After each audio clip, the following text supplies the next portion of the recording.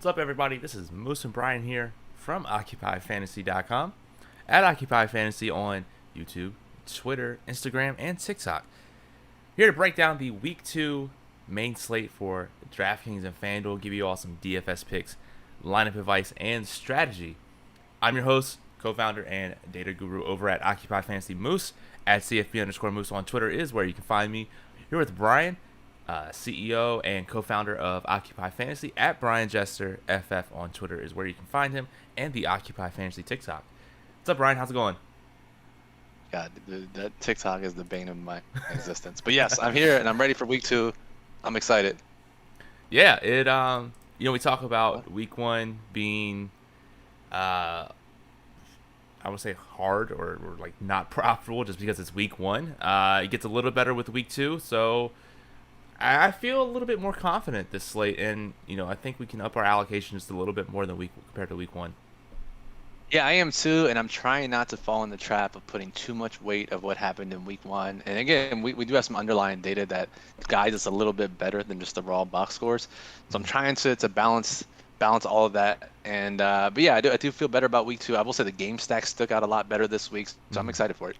Yeah, and I think not necessarily box score watching, but just seeing the tendencies confirm or deny what we thought was going to happen in week 1. So it's good just to get kind of the grip on what some of the tendencies are going to be from some of the teams, which is great.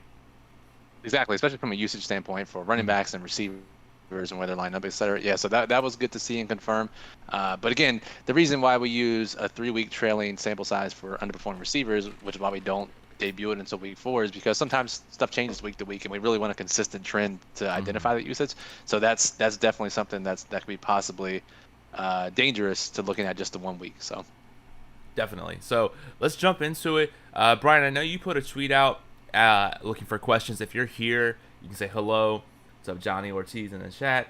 But yeah, we're going to be here until about 8:30 or so. So if you have questions, go ahead and put them in the chat. If you want us to expand on a topic, like I say this, there's no dumb questions. So if we glide over a topic and you're like, hey, can you guys dial that back, explain a little bit more? That's why we're here. That's why we do these shows on Saturday, so we have longer time to answer questions and break things down. So Brian, let's just start off with some of the questions from your tweet. First one here from good old Bobby Tugg says, can we break down the Atlanta-Tampa matchup? Will Mike Evans and Russell Gage bounce back?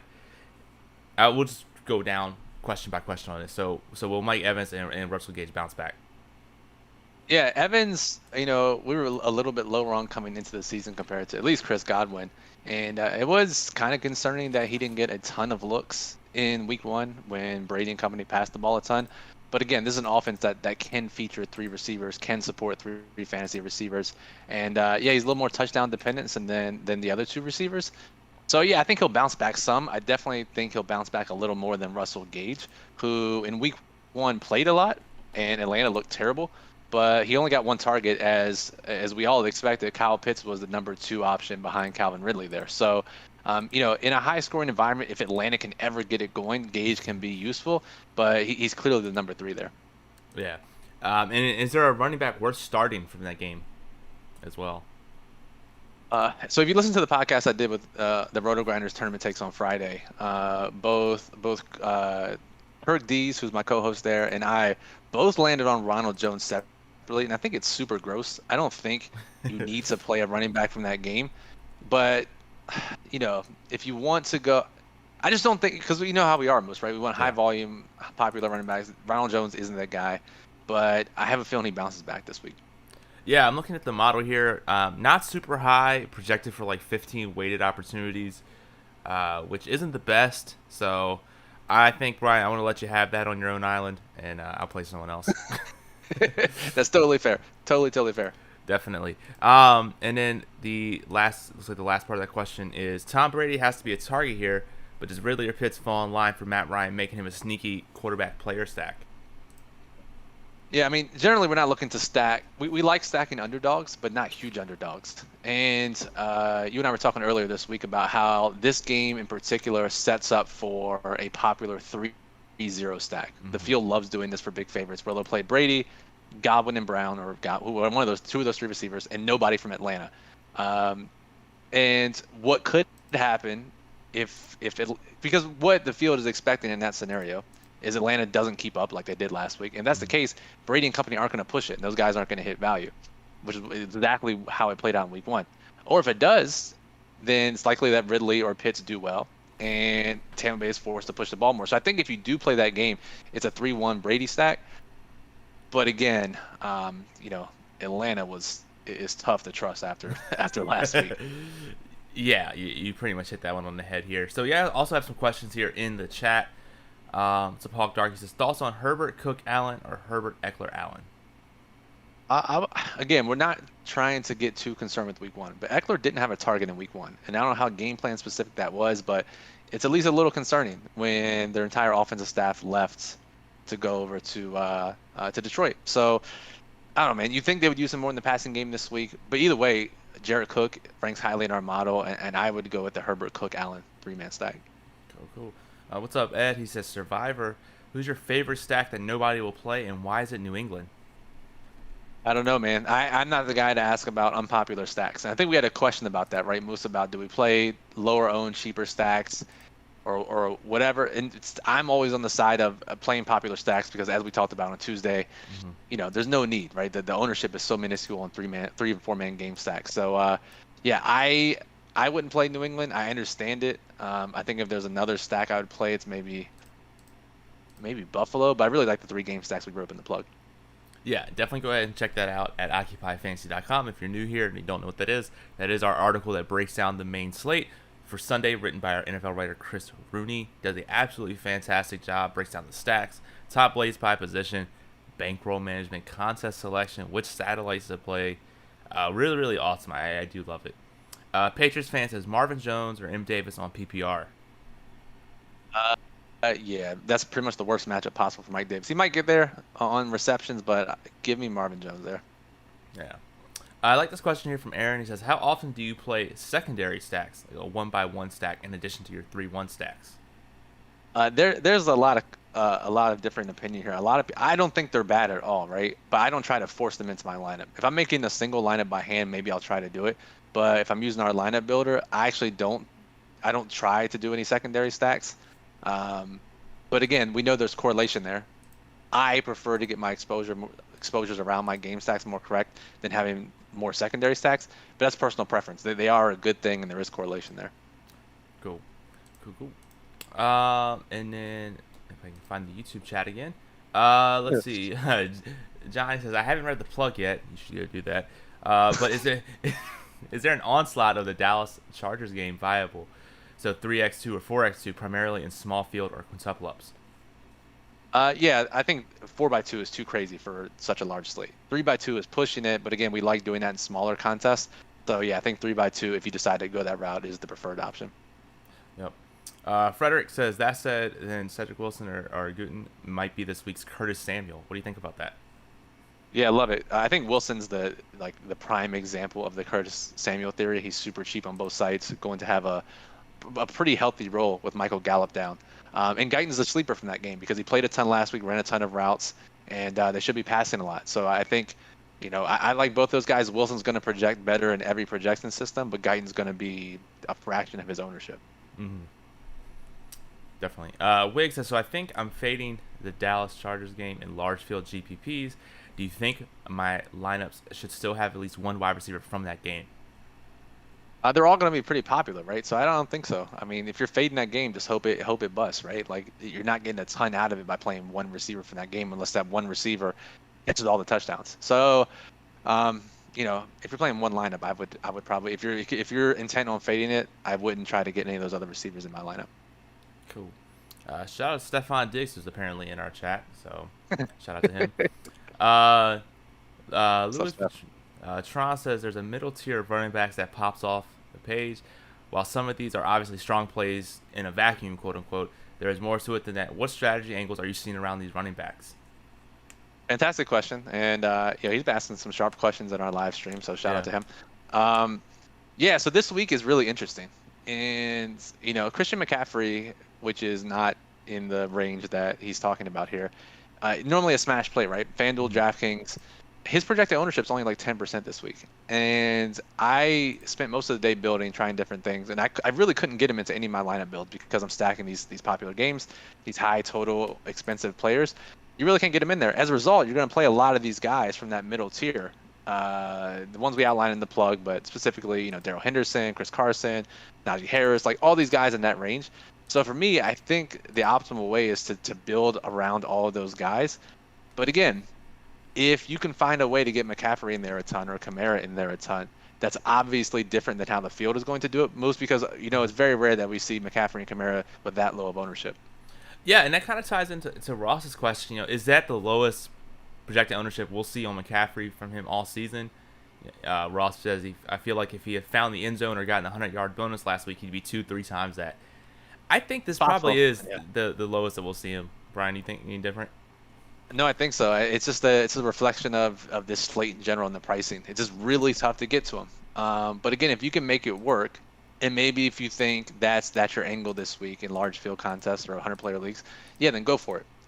To me personally, I do think there's enough there in that middle range to where the upside of your lineup is too great if you don't play him. And if most of the game totals this week were 49, 50, whatever, the game totals are like 54, 55. Yeah. And so it's worth it. Those games go off and score 60-plus points, and McCaffrey could score 30 and still not be optimal. So it's really, again, it's a really slate-specific thing this week. And, of course, sharp projected ownership is on top of that. Of course, right? Who knew that weekly sports had sharp ownership? Right. Question here from the Twitter, from one of your tweets you put out, from Chris. I do like this question. What's your favorite single-entry GPP to play less than $100 to enter on FanDuel and DraftKings? It's going to be the ones that are going to post tomorrow before lock, right? Everything fills or close to filling, and they post those late posting GPPs. Normally, more casual players, smaller contests. That's kind of a cop-out answer, but those types of contests are what I'd be looking for. Yeah. What do you think about something like, I'm just looking here, the 250K red zones, a single entry on DraftKings, $50 one max. Min cash is 1.5x and pays 20% of the field, 22% to first. Yeah, and how many entries are there? 6,800. Yeah, see those are the ones I don't like, right? Because you're not getting an edge. So like people play those because like pros can't play more than one lineup like me. But it's like, but you're still playing 6,800 other lineups. So I know people play single entry large field and 3 max large field, but to me all the edge is kind of negated by the amount of people you're playing against. I would much rather play single entry 3 max small field. Yeah. I can see that. That makes sense. Let's see here. Let's look at some questions here on the YouTube chat. Ed says, I saw the Wildcat but no saddies. Why does DK hate me? Because you don't. They're saving you from yourself, Ed, bro. I was like, you just gotta just bug them on Twitter every day. Add satellites for this contest, and eventually they'll do it. Yeah, that's actually not a bad move. Yeah. Hawk says, is Everett a Curtis Samuel for the Russell Wilson 3-1 stack? Moose, do you want to say what that is? Because the people who are watching this and are not Occupy Fantasy members or have not read our strategy guide are probably confused at this point at the number of Curtis Samuel references since he's on injured reserve. Yeah, I know, right? Let me go ahead and pull up the NFL guide really quick, just so I can show everyone what the Curtis Samuel theory is really quick. I'll throw it up and we can answer the next question if I can find it here. The Curtis Samuel theory. So I'm going to throw that up there for people who are new can see that, and we'll answer the next question here from Frederick. Seattle 3x1 with their top players eats a lot of salary. When you see this, does it make you prefer to switch to a Tennessee stack or try to use thinner Seattle players or do both? Yeah, so this kind of ties into Hawk Dark's question, right? I prefer, again, this especially for larger contests, to play a little bit thinner plays. This is what we talk about here for large field contests. Gerald Everett didn't have a full-time role last week. Freddie Swain is, who's heard of him, right? Outside of like the most degenerate people. Like he's the wide receiver 3. Like those are the thin plays that you're talking about. So I still prefer that over playing the Tennessee side because you still have a similar issue, right? You still have Julio Jones, A.J. Brown, Derrick Henry. Then you're forced to play Chester Rogers, or I think Anthony Firks was probably out with the tight end elevation from the practice squad today. Then it's Jeff Swain. Like if you're the Curtis Samuel pieces in the Tennessee Seattle game stack is really gross. But again, you're hoping that game scores 60 points and one of those ancillary pieces catches a touchdown. So to me, I think the least gross is Gerald Everett, tying back to Hawk Dark's question. So that's the preferred option. I think Chris has that in the plug. But again, that game in particular, Moose has some pretty gross cheap pieces. Which is exactly what we like. Yeah, we'll play those guys at 1%, less than 1%, right? Like that's totally fine, and that immediately differentiates from anybody else who stacks that game. Exactly, yeah. Johnny says, for those who haven't checked it out, our strategy guides are awesome. So thank you, I appreciate that. I just put the link in for our football or NFL strategy guide in the chat, so you can go ahead and click that, check it out. That is free. Question here from Twitter from Will says, does Drake become the highest owned running back? No, and I think maybe he might have, except John Gruden, when asked about Kenyon Drake, exclusively talked about Peyton Barber. Yeah. So, yeah, I don't think Drake's gonna get that. I don't think his role is gonna change that much, right? Like, coaches, we've talked about this on this show for the past 2 years. Coaches love Peyton Barber. I think he's a good technical runner. I assume he's good with coaches and play. I don't know for sure, but it sounds like whatever it is, his coaches love him, and if they can give him the ball, they'll find a way. So I think Peyton Barber actually has a pretty sizable role, and Kenyon Drake's role doesn't change that much from what we saw on Monday night. And we still have his projected ownership below 10%, so I don't think it's going to get that crazy. Okay, cool. Johnny says, is focusing on more expensive, low-owned defenses ever a decent strategy? If the majority of the field is going with a cheap defense, instant differentiation, or is it not worth it? I like it when pricing's softer or the game stacks are cheaper or whatever it may be. I love doing it. FanDuel is definitely an option. DraftKings is normally harder to get there, but I love the idea if you can make it work. Okay. Let's see here. Yes, I think that's all caught up on YouTube. Question here from Ace over on Twitter says, what's your thoughts on incorporating secondary running back wide receiver stacks such as Jay Taylor, Cup, or are they plus EV? Yeah, we kind of hit on this a little bit earlier. They are plus EV. Again, I don't try to force it. But I don't try to avoid it either. It's a good thing. And again, if you're making it by hand, one lineup, I think it's probably something to try to do if you can. Yep. Question here from Brent says, your favorite under 5K play on DraftKings at running back for a GPP? It's Chase Edmonds for me. Same price as Drake. Edmonds had a pretty... His usage last week was pretty eye-opening, especially when you consider that it was a blowout game. Assuming this game's a little bit closer... He's in line for a pretty good year, I think, especially in the passing game. So Chase Edmonds is the guy for me at 4,900, and he ranks, just right around Kenyon Drake in the model. For me, it's personal preference for Edmonds. I can see that. What's up, Andrew? Andrew says, what's up, guys? Any reason to be scared off D. Harris with all this doghouse speculation? Yeah, again, I try not to play running backs who don't play much in the passing game. He did have 3 targets last week, I'll say that. But again, like, who they can give the ball to? His backup, Ramondre Stevenson, missed the block and fumbled, and he only played 3 snaps. That's not a great look. Yeah. Harris, I think, is going to be fine. If you like Harris, I wouldn't let any concerns about doghouse potential scare you off of him. I don't know why, Brian, but when I read doghouse, it was like that TikTok I sent you, that guy talking about running backs. Dog. He's a dog. Yeah, the guy who, if you guys haven't seen that video, the guy, it's like a high school player, and they're asking about different players on his team, and every single player is, oh, he's a dog. So-and-so, he can run outside, he's a dog. So-and-so, he can run inside, he's tough, he's a dog. And he said about like 12 different players, so I got that clip queued up whenever I went in GPP, and I'm gonna infuse every player from my lineup into that video. I'm excited for it. Yeah, I would play it, but I don't want the random news station to give us a copyright strike. So, good. Andre asks, do you like Trey Sermon or Davonte Williams this week? I prefer Davonte just because we're not 100% sure on Sermon, and Davonte Williams got more carries last week in that backfield. Give me Davonte Williams there. Cool. Frederick says, I feel like Chubb is headed for a 2-touchdown game.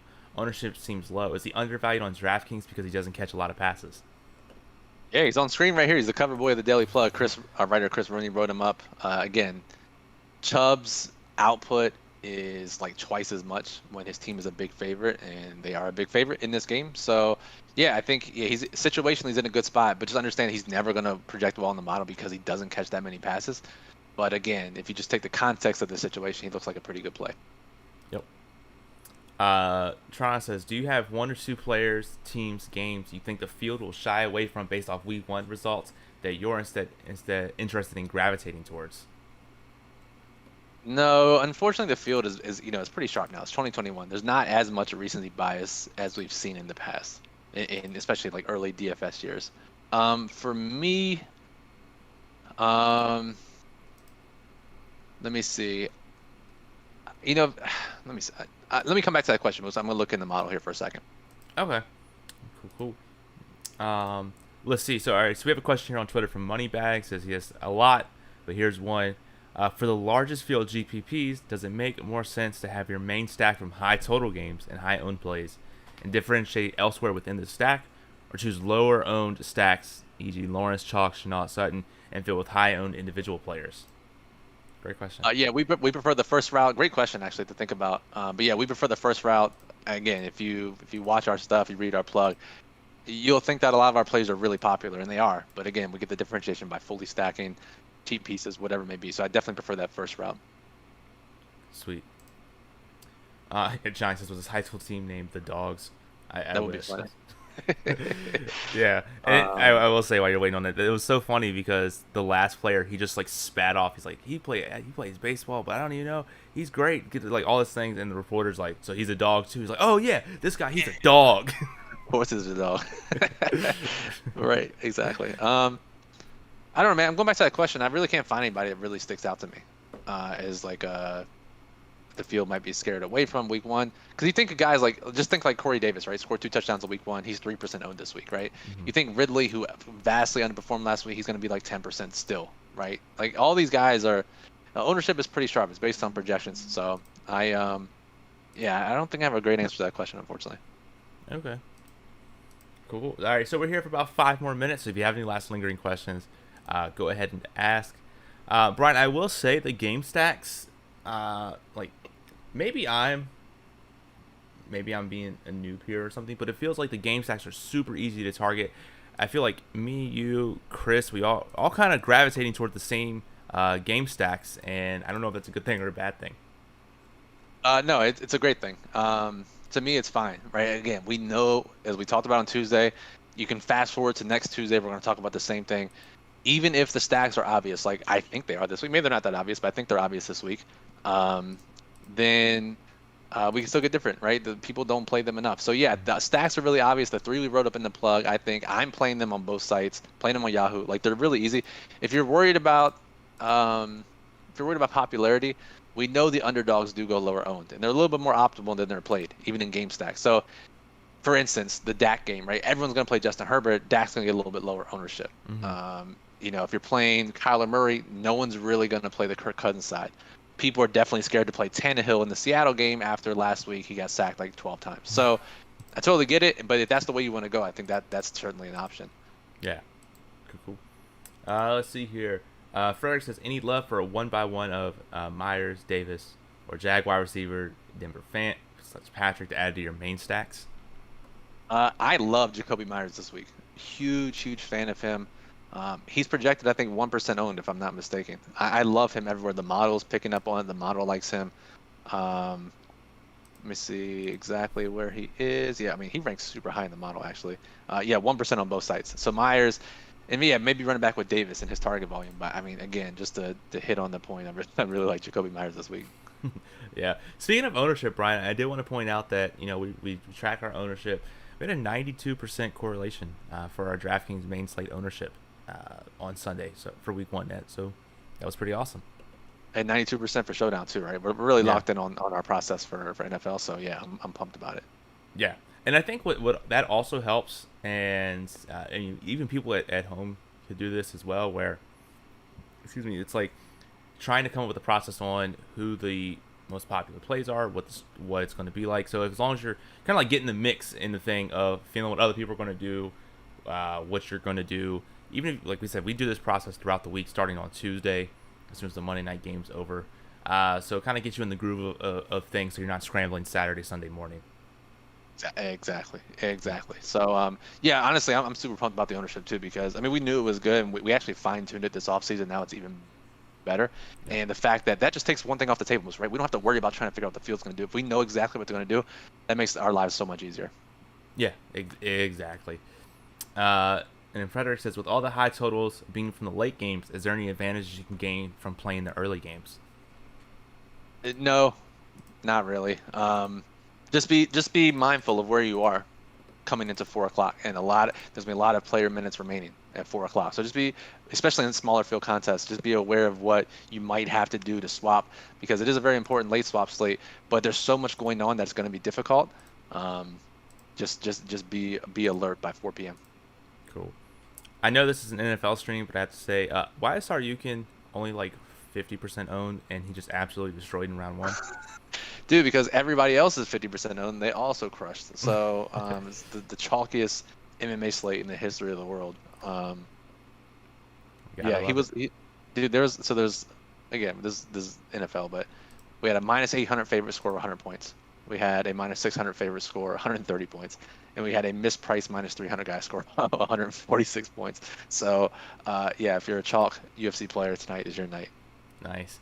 Yeah, that's fantastic. So, Brian, I'm going to ask you this question. We did it a lot last year in terms of, like, this was the question we kind of did at the end. Who's a player, a wide receiver that's pretty cheap or low owned that's going to bring home a touchdown? I can even bring up the model for you if you want. You don't have to. I'm actually looking at my exposures right now. To me, it's going to be. Let me go over to DraftKings here, because I think Ed had a question about my exposures too. So let me check out my. Let me pull up my lineup builder output here and see. I can give you a good answer, definitive answer. So let's say less than 5% projected on DraftKings. Less than 5% projected on DraftKings, a wide receiver that's cheap, right? Yeah. So what does that classify as? Like under 5K, I guess. Yeah, we'll go under 5K. Oh, we won't be too picky here. We'll go under 5K. I think my answer here might actually be under 4K, but let me see here. Okay. So if I sort by exposure, it is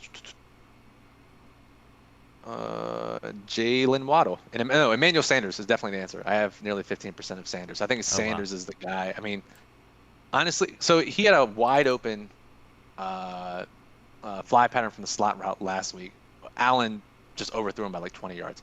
If he connects there, Sanders scores a ton of points. He's not 4K this week. He's not 5% owned.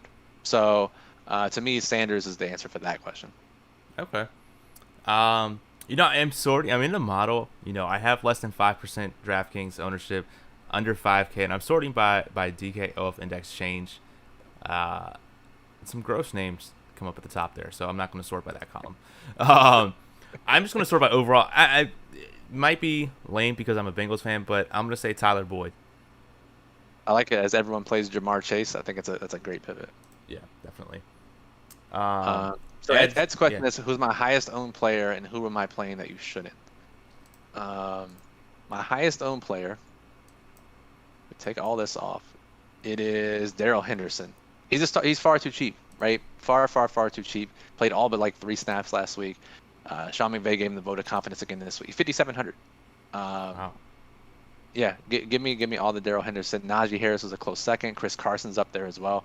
But it's a running back, and again, I'm not scared to go heavy on running backs, even if they do chip their cartilage on the 4th play of the game like Raheem Mostert last week. Of course. So, all right, so I think that pretty much does it. Brian, is there any last lingering thoughts, questions, comments, concerns, articles you want to talk about before I take us out of here? Ed did ask who am I playing that you shouldn't. Yeah. And it's probably Jeff Swaim in Tennessee stacks. I don't think you should play him. He's going to be less than 1%, but I'm playing him. So take that for what it's worth. Definitely. Cool. Anything else that you want to add? No, just be sure to tune in on Twitter tomorrow morning, 11 a.m. Eastern. Our writer Chris Rooney does a live Q&A where if you want last minute this guy or last minute analysis, he'll be live for 30 minutes tomorrow at Occupy Fantasy on Twitter. Just remember, Twitter's dumb and they don't have chat feature on desktop, so use your phone or iPad or whatever. Yes, exactly. Definitely. So, all right, so that'll do it. Again, I appreciate everyone that has joined us here. If you like what you saw, you're new here, go ahead and hit that like button, hit the subscribe. Publishing videos almost every day now, or live streams. It's great. A lot of fun. I love doing these with you. Again, I'm Moose. You're Brian. We're from OccupyFantasy.com. Until next time, have a good night.